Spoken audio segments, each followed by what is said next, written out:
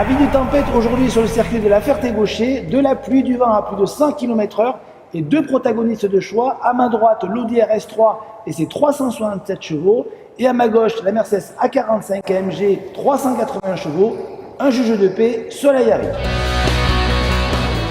Ne vous fiez pas à leur look de familial, ces deux berlines sont des vraies sportives et se disputent même depuis longtemps le titre de compact la plus puissante du marché. Il était donc temps de les départager une bonne fois pour toutes.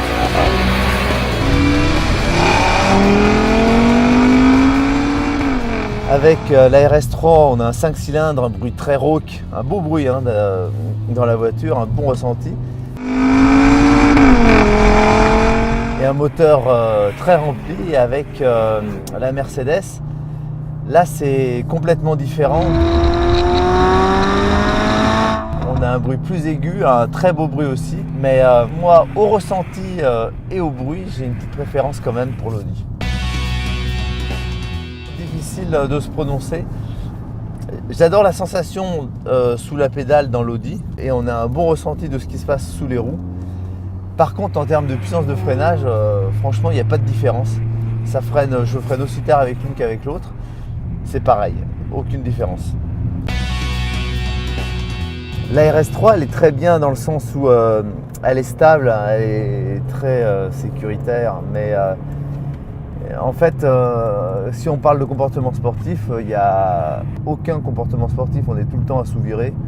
Et ça a été très frustrant pour moi sur ce circuit, alors que honnêtement cette 45 est très bien équilibrée. Elle est un peu plus souple en plateforme que la RS3, elle est moins tenue sur les ressorts amortisseurs et anti-roulis, mais le comportement est vraiment très bien. Dès qu'on rentre bien sur les freins dans le virage, l'arrière vient, on reprend les gaz, la glisse est très progressive.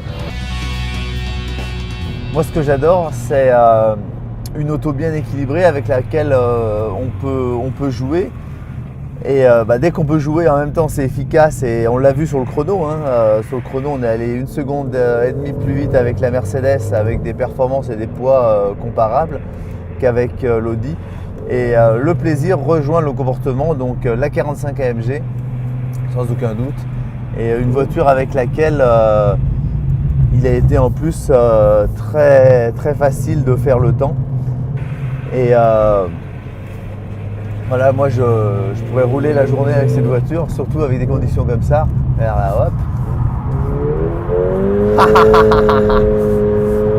Pas génial ça?